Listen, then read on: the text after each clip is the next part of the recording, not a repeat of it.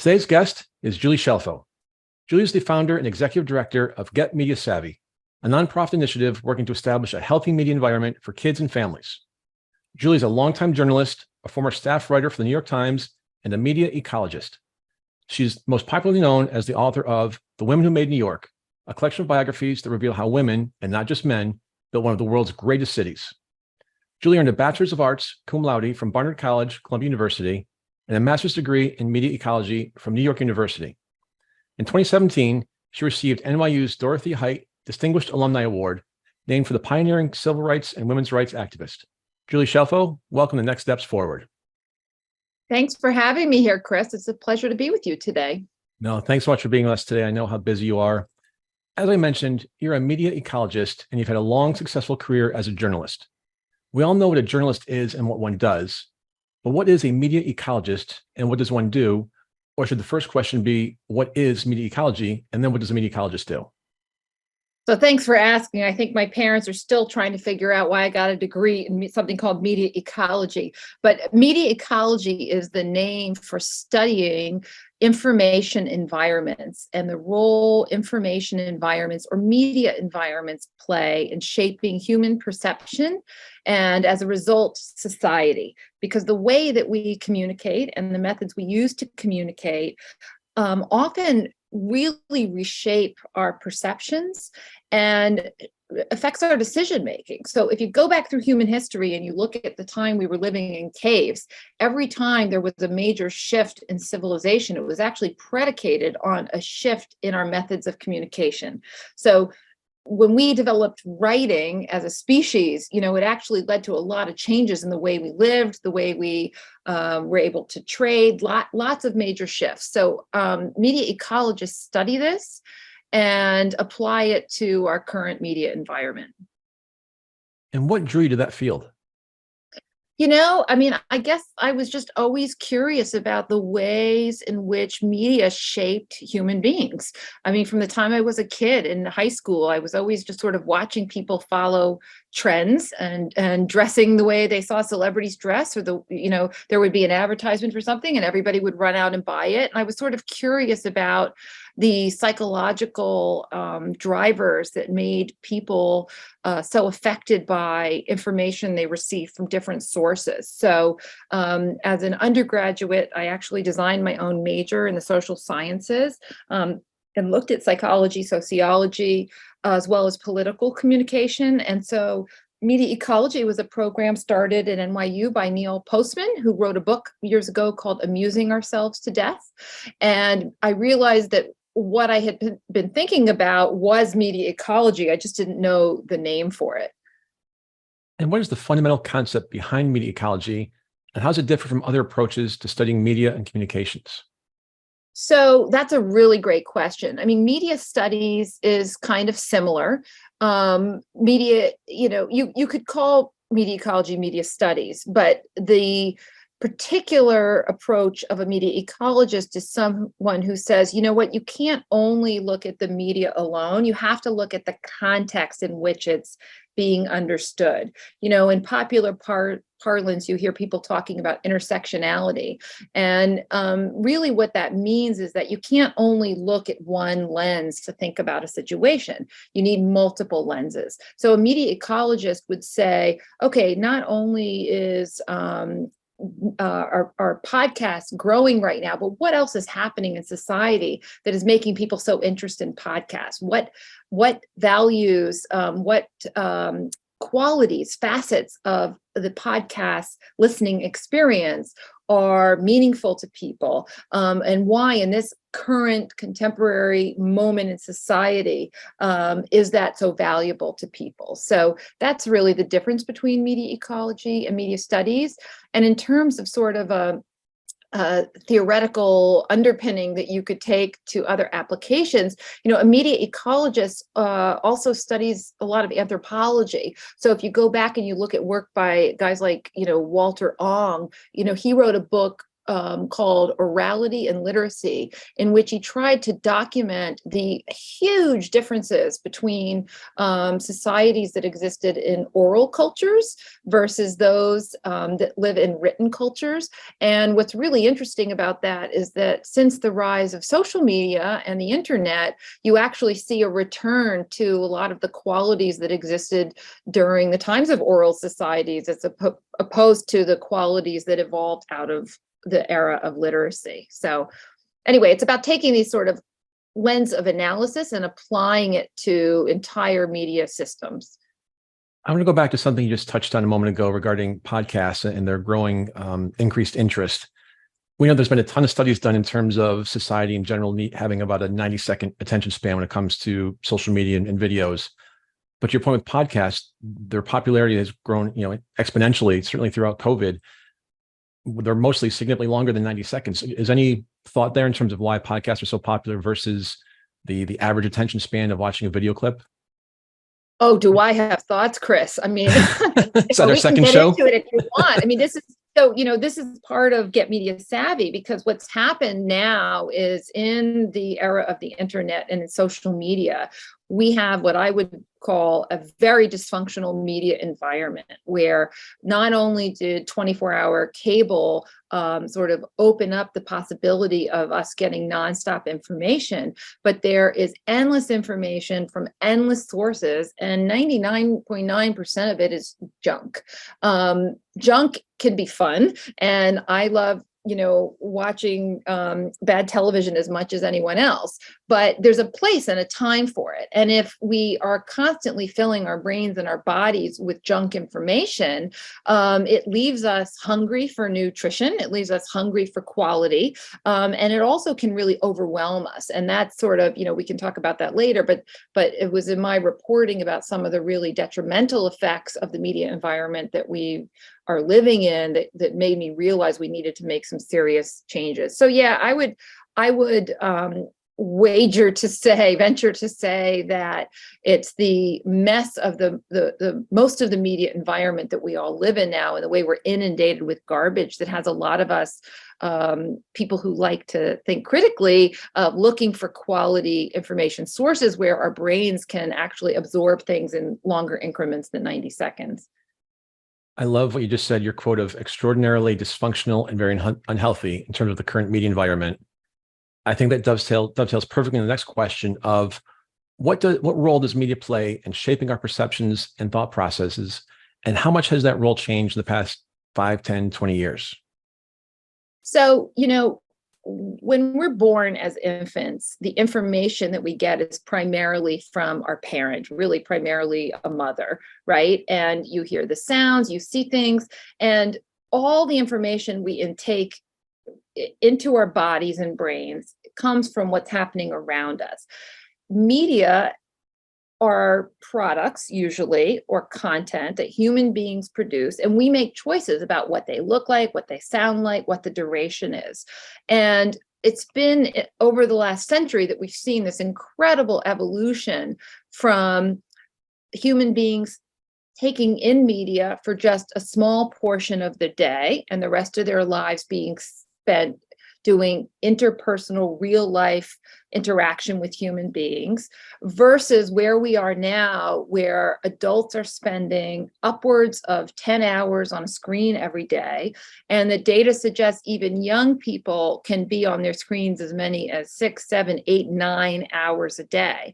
And so what's happened is that we have radically altered the way in which human beings are growing up in this world, and the way in which they're perceiving information about themselves and the world. And we've radically altered the diet of human beings in terms of how much of their information they take in comes from media versus from the natural world and from their experiences with other human beings. And there's lots of evidence that shows this is unhealthy. It's media overuse. We're taking too much of it in, and we're taking in too much garbage, and it's not good for our brains. It's not good for our emotional well-being, and it's not good for our democracy, because we're all kind of fired up and there's a new book out today, I think, is the pub date for it, but it's called Outrage Machine: How Tech Amplifies Discontent, Disrupts Democracy, and What We Can Do About It. That's what's been happening, is all of these short forms of content that are promoted because they fan the flames of conflict, are putting us in an emotionally charged state all the time. So that's safe to say that media's influence on us is accelerating? Yeah, I mean, it's not only accelerating, but if you want to get really dark, I mean, there's some researchers who think, well, let me say that again. There is evidence that it is actually rewiring our brains. There's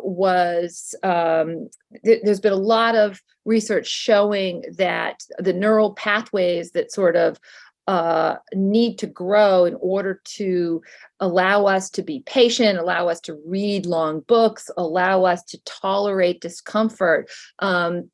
Our brains are going in different directions because we're not exercising those muscles as often, and because we're being triggered constantly into sort of what you would call a traumatic state, like the fight or flight system is activated. So, you can definitely say we're being influenced by media more because we're exposed to so much more of it. And look, as a species, I think we've been making some really dumb decisions. We've put screens everywhere. We've put screens in our elevators, in our gas pumps, in our taxi cabs.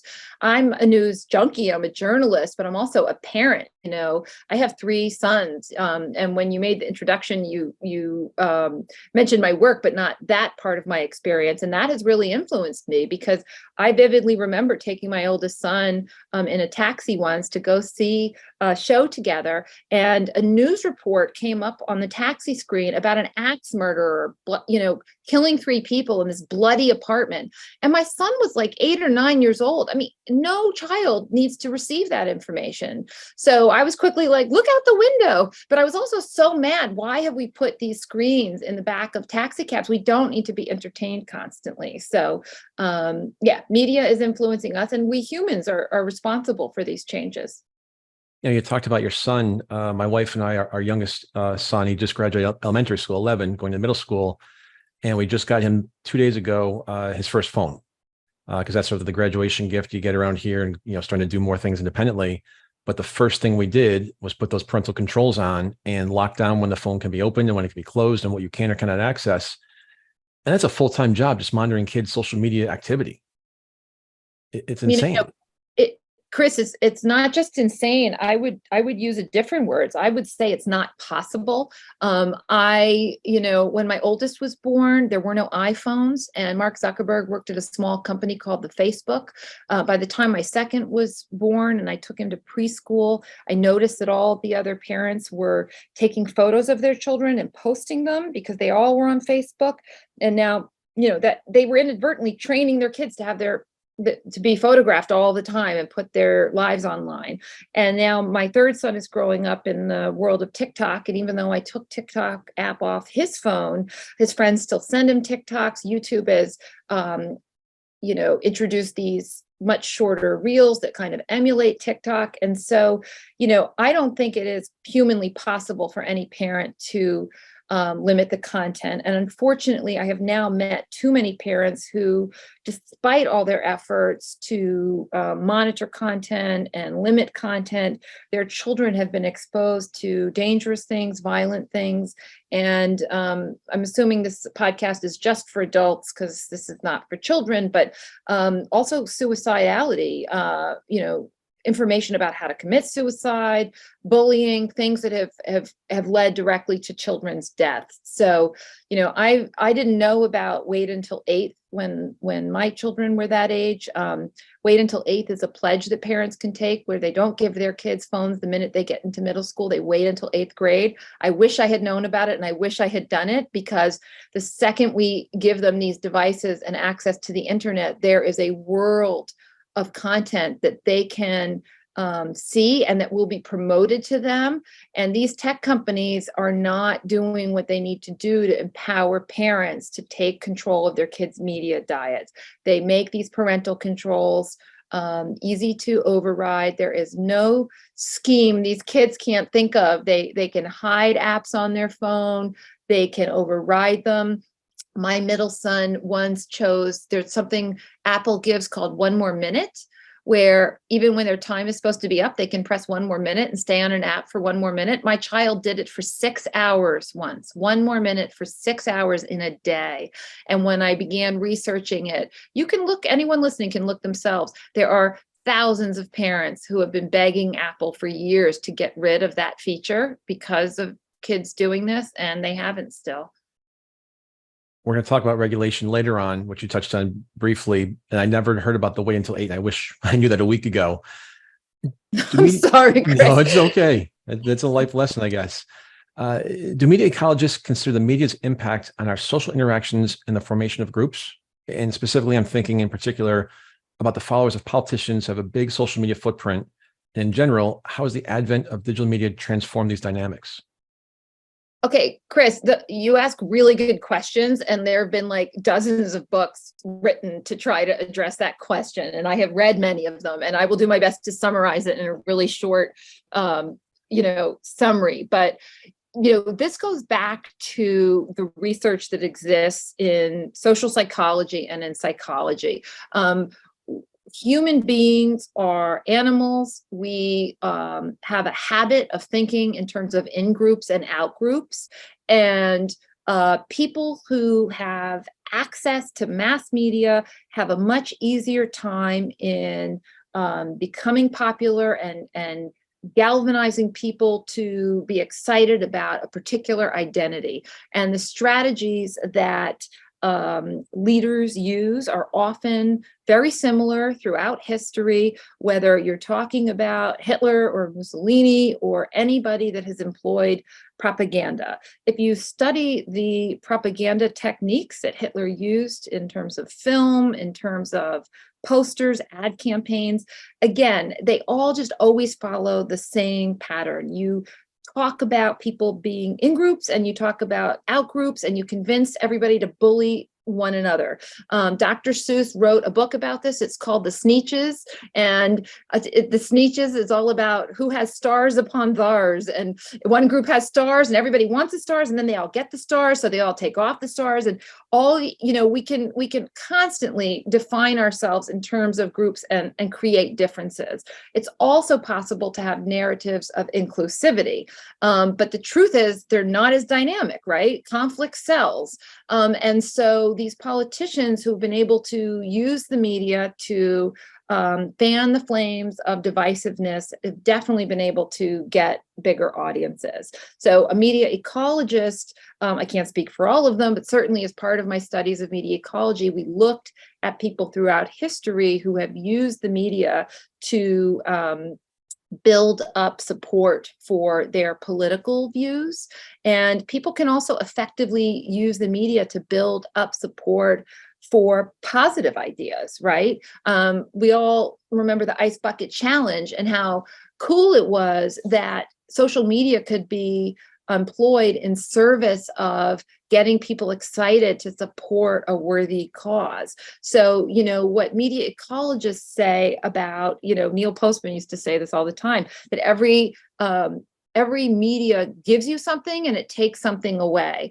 So rather than use like sort of judgment words, this is good, this is bad, we just need to acknowledge that what's great about something like a Twitter was that it could instantly allow anyone to bypass the gatekeepers and become a mass media publisher. But what's bad about Twitter is it could instantly allow anyone to become a mass media publisher and bypass the gatekeepers, so that you now have a world of content in which everybody with an axe to grind, anybody with an opinion could take up the same amount of oxygen as a scientist who's studied for decades, as an expert or a real authority. So I think I went too far off your question. No, not at all. It was fantastic. And I want to touch on your positive ideas statement there.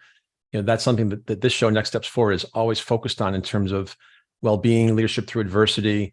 And you talk about positive ideas, but also want to go back to the politician piece. We try and stay away from politics on that show because we want positive ideas. Yet we're talking about the politicians that are using social media to your point, fan the flames of their following. And from my perspective, and as a political science major undergrad many moons ago, But it seems like, you think about the population as a bell curve in terms of your political beliefs.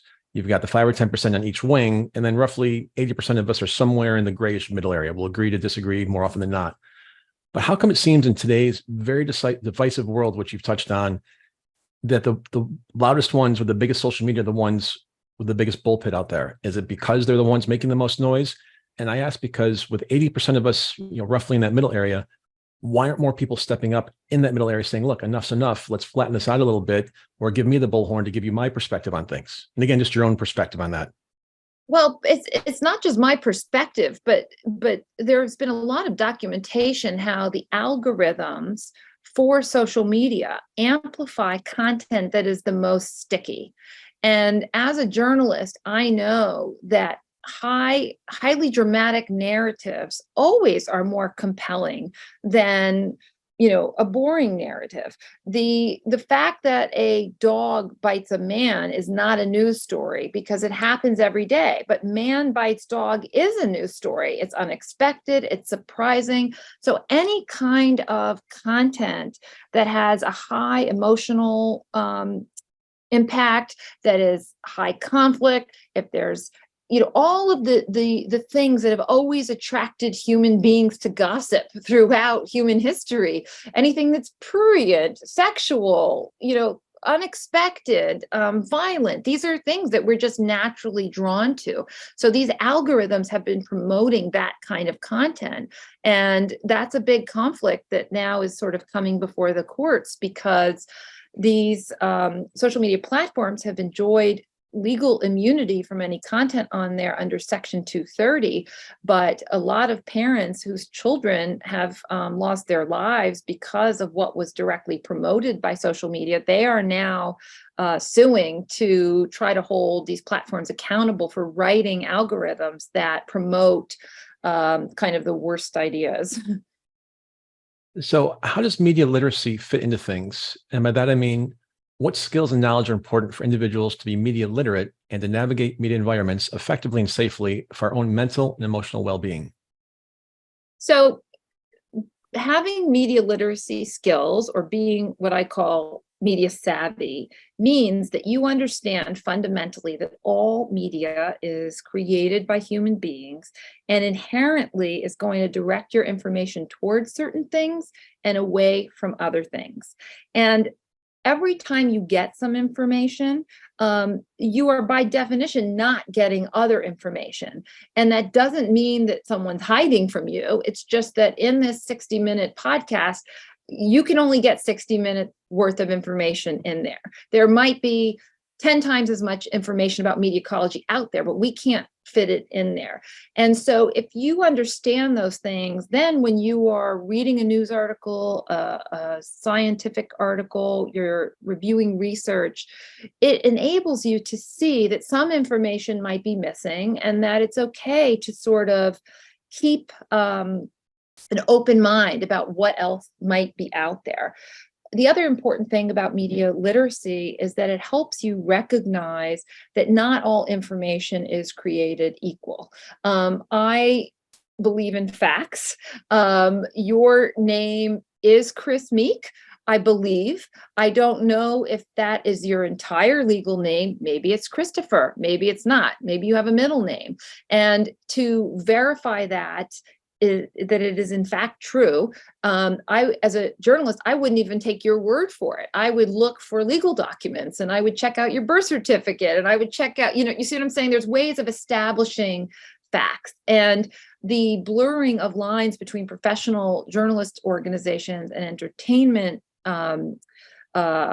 content that calls itself news, I think is really been unfair to the American people, because people do not understand that not all information is created equal. And so there are programs on cable television that have called themselves news programs, but they're not professional news. They don't run corrections when they make an error, and there's too much hyperbole. So having media literacy or being media savvy gives you a set of critical thinking tools so that you can navigate all the different things in the media environment with a little more skill and recognize sort of what you should allow in your brain, what you shouldn't.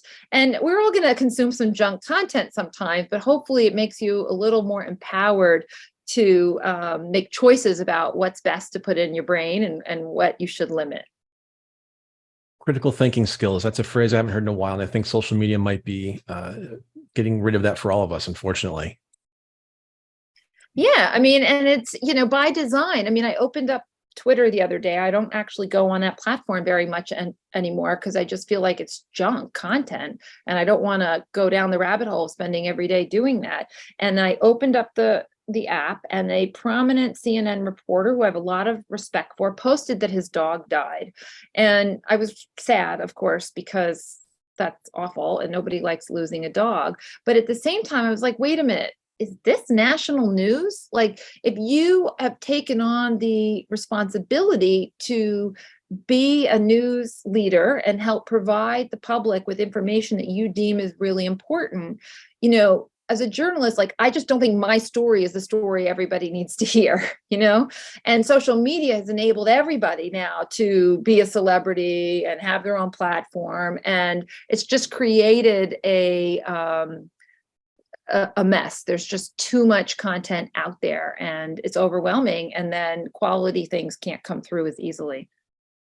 What you're saying is nobody really cares what Kim Kardashian had for dinner last night? Well, actually, millions of people care. Unfortunately. Because she's a celebrity. And you know what? And that's fine. But I guess what I'm saying is we need to do a better job. And part of what Get Media Savvy is working towards is doing a better job of identifying for people what is news, what is entertainment, and stop allowing so much blurriness between the two. Because entertainment's fine. I mean, we all need it and want it, and it's fine, but it shouldn't be allowed to overtake quality information. And we need to have media literacy in schools so when kids grow up, they can differentiate. Julie, I'm enjoying our conversation. Is it okay if we skip the commercial break? Sure, no problem. There's a lot to cover here. I think it's very important for everyone to hear this. So during your years at the New York Times, you wrote stories about how we live in contemporary American society. And I know that you delved deeply into the relationship between social media and teen suicide. Before to the topic itself, did that experience change you professionally or in your personal life? Yeah, I mean, I guess I've covered mental health and suicide for a really long time. And I think, like any parent, once you encounter other parents who have lost children, everything looks different. And you begin to say, okay, what's most important here? And how do we make choices and conduct ourselves in ways that are going to create the world we want to live in? And so I'm not particularly a prude, but for example, and I love foul language. I've worked in newsrooms my whole life, but you know what? When I became a parent, I was like, you know what? I'm not going to speak that way in front of my children. They need to understand there's a different way that you might talk in a locker room than you would talk in the workplace. And what's happened is social media and the internet have kind of exploded all of these different contexts. And we are now kind of showing children things they shouldn't see, and everything's out of context. And then we're upset because they don't know how to conduct themselves. And really, it's about us getting things back in order. So back to your question, when I realized the extent to which social media and mental health were intertwined, that really was part of what inspired me to kind of move into this new role and dream up a nonprofit that could try to connect the dots between all of these different issues in society. Because lots of people have been telling us about why social media is dangerous, but there are still millions, billions of dollars spent on promoting devices to us and normalizing it.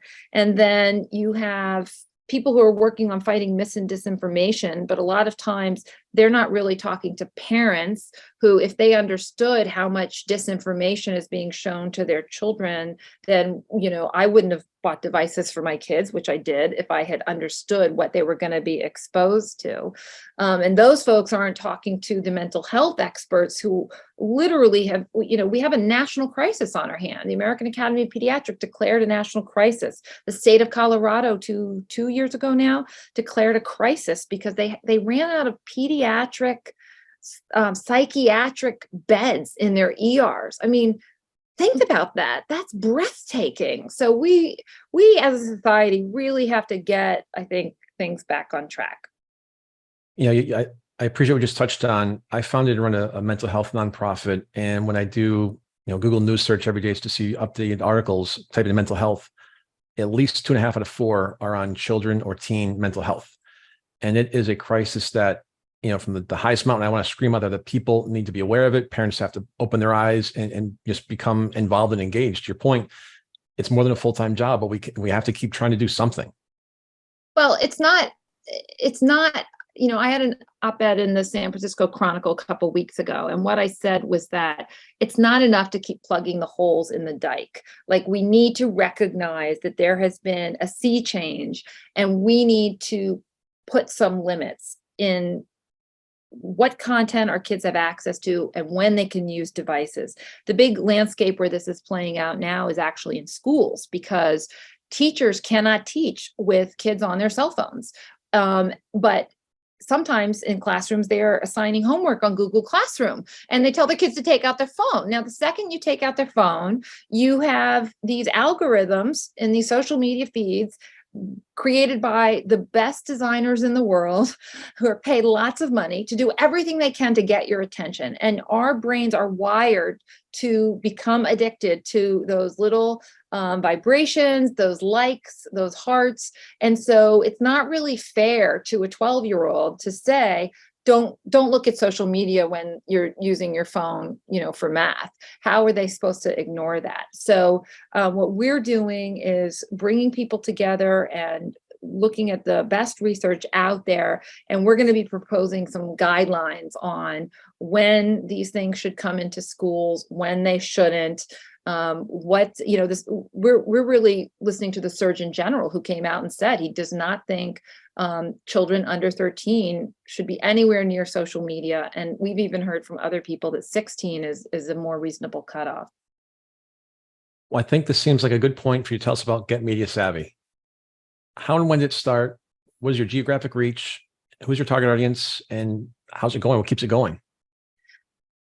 Well, the whole idea for it kind of began a couple years ago when Donald Trump kept talking about fake news all the time.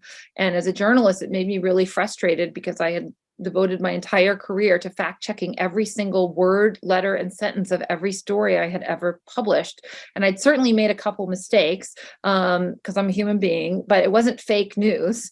And I did a TED Talk in which I tried to talk about the fact that we needed a much bigger vocabulary to really address all the complexities of what was happening.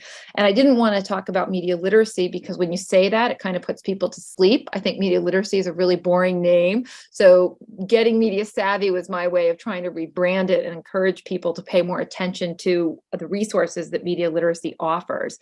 But I became a nonprofit earlier this year, and the idea was to bring together lots of people who are working on different facets of this problem and develop a shared message set framing that we could all use and repeat it through all the different interventions that are happening now and in the future on all different types of media, so that across the country, parents could sort of wake up to the risks to their children before their kids have a problem, and that we as a society could push back against something that NYU professor calls techno-chauvinism, which is a really wonderful, funny name. But she says that techno-chauvinism is the idea that the solution to every problem is always technology.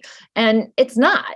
Tech can be fun and tech can be helpful, but every time you employ a technology, you might be getting certain efficiencies, but you might also be losing something. And so what we have learned now is that if you connect with people primarily online, you're gaining access to people who are geographically not close to you, but what you're losing is that interpersonal connection and rapport, which actually is really important for human well-being.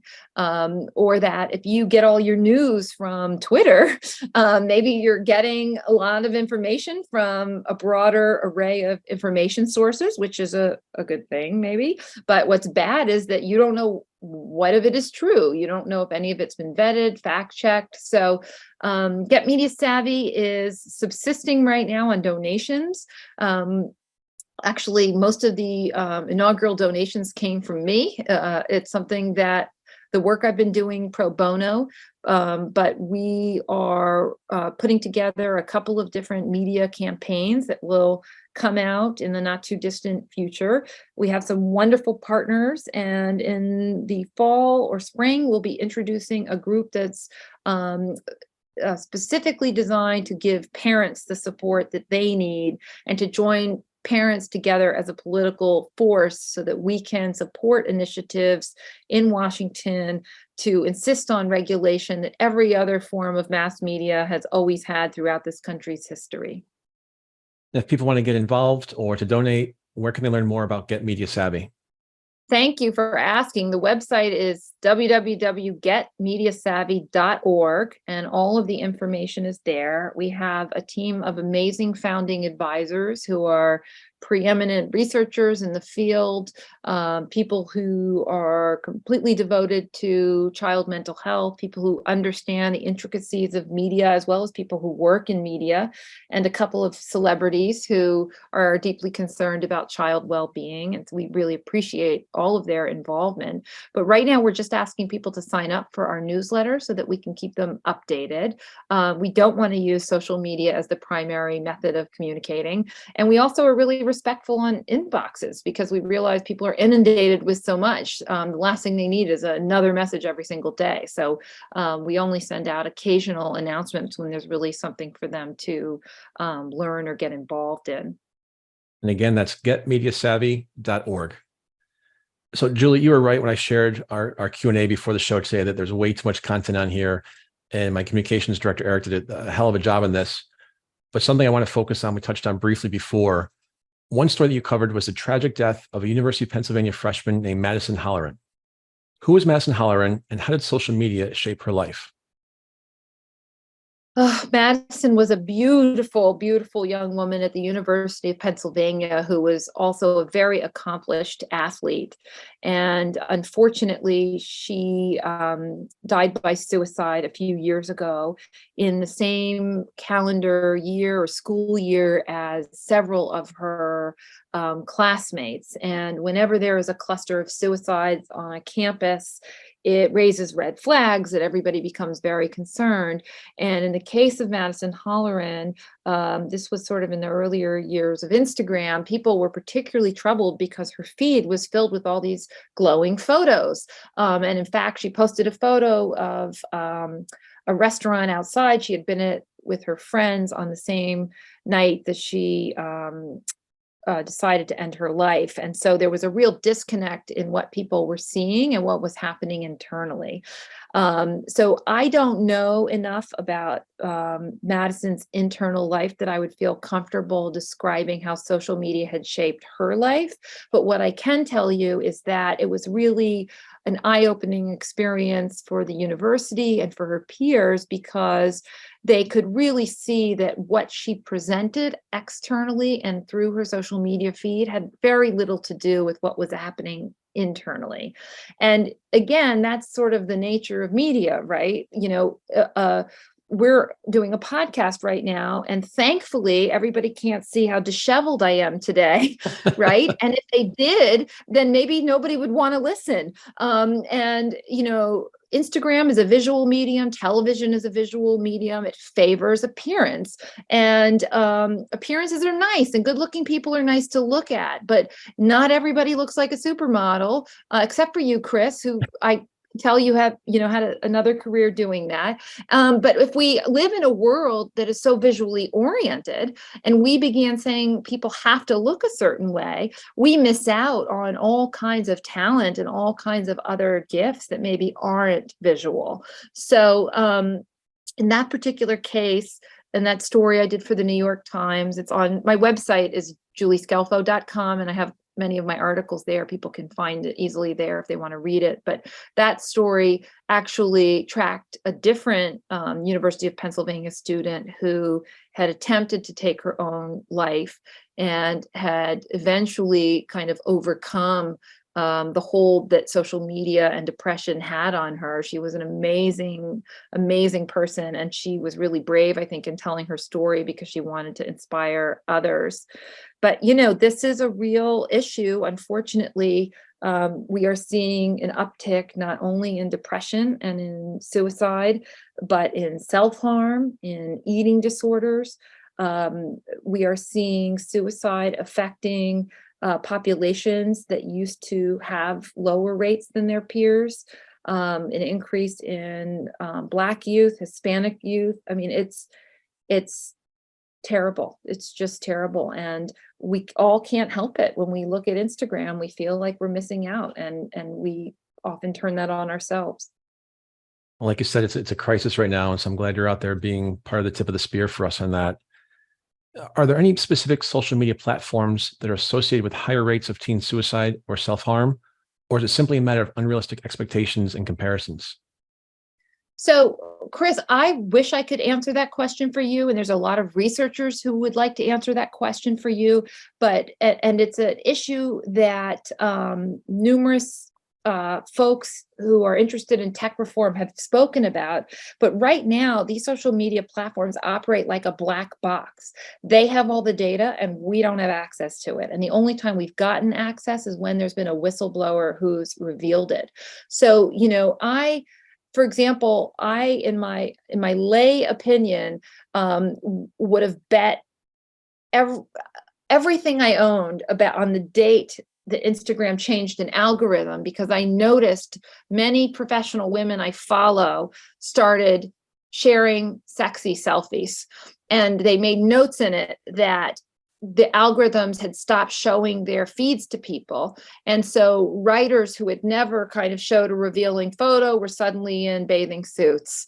Artists who had maybe shown a little skin were suddenly topless. And, it made me sad because we cannot tell parents that this platform is promoting more violent content, or this platform is promoting more self-harm content, or this platform is promoting social media more eating disorder content. I can tell you that there are a few lawsuits now because parents found that their children were searching for help and inspirational videos, and the algorithms actually returned the opposite. And evidence like that speaks directly towards what is dangerous in these algorithms. So no, I cannot tell you that one platform is better than the other, but I can tell you that when I was doing a story for Boston Globe about hate speech, that I began following a rise in hate groups joining Instagram as Facebook was cleaning up and kicked them off. There were more and more hate groups showing up on Instagram. I will tell you that when I reported on TikTok, I mean, anybody can see this for themselves. TikTok has an entire page where law enforcement in every country can contact them, because if young children are posting videos of themselves dancing in which they think they're very cute, and which they are cute if they're a member of your own family, but if a pedophile is looking at that and has different ideas, and it can become a dangerous way to connect predators with victims. So no, I can't answer which one is the worst, but all of them have challenges. Well, you touch on pedophiles there, and one of the big issues that I focused on for the show has been human trafficking, and obviously social media is a big part of that. And so, just being aware of different things to look for, look out for, is just all I keep telling our listeners and viewers for. And I guess maybe to that point, are you aware of some potential warning signs or red flags in social media that indicate a teenager might be at risk of self-harm or suicide? Okay. So there are wonderful resources online for suicide prevention and resources for people who are in distress. You can always text the crisis hotline. Parents can go to, I think the website is save.org, and I'm going to check while we're on the phone. Yes, go to save.org. It's Suicide Awareness Voices of Education, and there are resources there for parents and concerned people on things that you can look for. The problem I have found with social media again and again with people I've interviewed and with my own children is that it's almost impossible to see everything they are seeing. When they use Snapchat, the messages disappear quickly. And on Instagram or any of these others, you just don't see what they scroll through. I get things promoted in my feed that are shocking sometimes, and I'm sort of worried that the kids are going to see this. And the thing is, every child is different, right? So, my oldest used to spend a lot of time online watching videos to learn how to be a good catcher in baseball or how to wake surf. And he sort of, watched longer educational videos. My younger one developed an interest in video games, and he briefly had an account on Discord and left the computer open one night. And when the beeps woke me up in the middle of the night and I began looking at the chat he was involved in, I was horrified. There were racist jokes about rape, things that that shouldn't exist. I don't, but certainly no child should see them. So that account was immediately closed. So it's really hard to know what's happening. I will say that anytime I have felt the need to examine my children's phone and look at photos there and look at conversations there, it has always paid off. I once found out that my son, despite our agreements, had begun a conversation with a teenager in another country, and he had told her where we lived. He had agreed that he would never tell a stranger where he lived. He gave our home address. Who knows if this was really a teenager, but later this teenager told my son that she was suicidal, and he hadn't told me. And I ended up tracking her down and contacting her school. And indeed, this girl was in a dangerous place and her school was able to help her. But, if you can have a media agreement with your child, there are sample contracts available all over the internet. We're going to offer our own soon at getmediasavvy.org. People can look back there and we'll have some available. And you can modify it, and your kid's not always going to follow the agreement, but at least it's a starting point for a conversation about what's appropriate, what's not, what's expected, what's not. And until a certain age, I think it is wholly appropriate for parents to be users of the phone as well, or the device as well, and review everything possible that they're seeing. What steps can and should social media platforms take to create a safer online environment for teenagers and reduce the risk of self-harm and suicide-related content? So, we live in a country with free speech, which is important, and I want to preserve that. At the same time, there's a real tension between free speech and dangerous speech. We don't allow people to yell fire in a movie theater, but we allow people to go on Twitter and yell fire. And even people in official leadership positions have said things that are very dangerous and encouraged behavior that's violent. So I don't want to, in a podcast, propose explicit policy, but I do think there are very good reasons to say that minors should not be on social media, that it should be for adults only. I do think that, for example, Pinterest made a decision long ago that they would not allow content on their website about vaccines, because they found, even before COVID existed, that there was a lot of misinformation, and they realized how dangerous it could be. So I give them a lot of credit for making the decision early that their platform was not about scientific information and they weren't going to allow it. I think that social media platforms could do something similar about certain topics. They could say that we're not going to allow content about this type of topic here.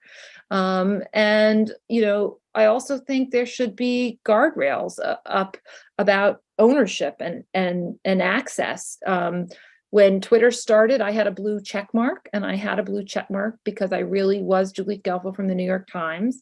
Before I got hired by the New York Times, they had to do a background check on me. I had to pass a drug test, all of these things that vetted that I actually was a responsible person and was who I said I was and could be contacted. That, they took away the blue check marks. They put back the blue check marks. Instagram offers blue check marks, but not because they verify you're who you are, but because they verify that you're popular. So, there's all of these different systems that promote different values. And I think what we need right now in the nation to sort of take the next step forward is to really prioritize having a healthy media environment, meaning one in which content is age appropriate. We are not overwhelmed with screens and 24-hour content, and that quality news is differentiated from entertainment. And making those changes is really going to require buy-in from everybody. Thank you for that gratuitous plug on Next Steps Forward. So I really appreciate that. Now it's my turn. We've got about 5 or so minutes left. You're in demand as a public speaker. How can someone in their audience get in touch with you if they'd like you to speak to their group or if they'd like to see you speak somewhere? Wow, thank you. My website, juliescelfo.com, JuliesCelf, like Frank O, has a contacts page where all, my speaking agent is available to talk about schedule and that kind of thing.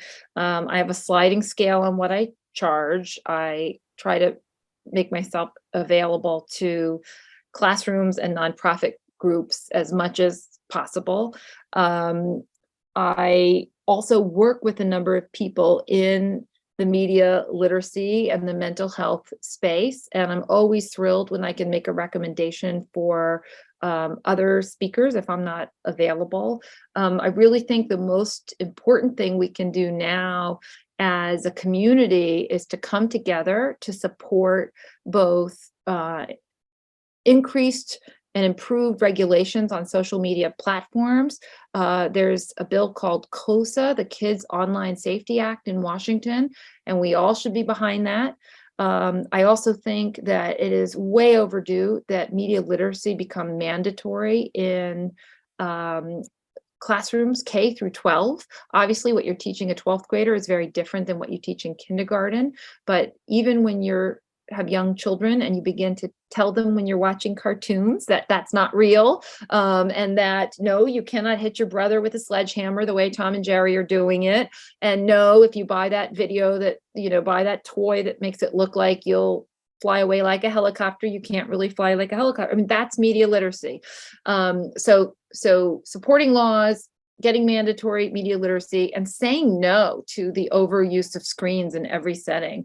I am pushing back real hard at my own kids' school. I just think enough is enough. They don't need, we have centuries of experience that handwriting is connected to memory consolidation, reading, and I don't want to see short form content overtake my kids' ability to become a deep thinker. That's Julie Scelfo, SCELFO.com, and getmediasavvy.org. Julie, thank you so much for being with us today. Thank you, Chris. I really appreciate your interest in the subject. And I also appreciate that you introduced me properly in the beginning. My last name's Italian, and my grandmother wanted to assimilate many years ago, and we started mispronouncing it Scelfo. So sometimes I say Scelfo, sometimes I say Scelfo, but anything, it's fine. My wife's Buono, and it's supposed to be Buono, so I understand completely. Oh my gosh, totally. That's funny. Thanks to our listeners and our viewers for tuning in. I'm Chris Meek. We're out of time. We'll see you next week, same place. Until then, stay safe and keep taking your next steps forward.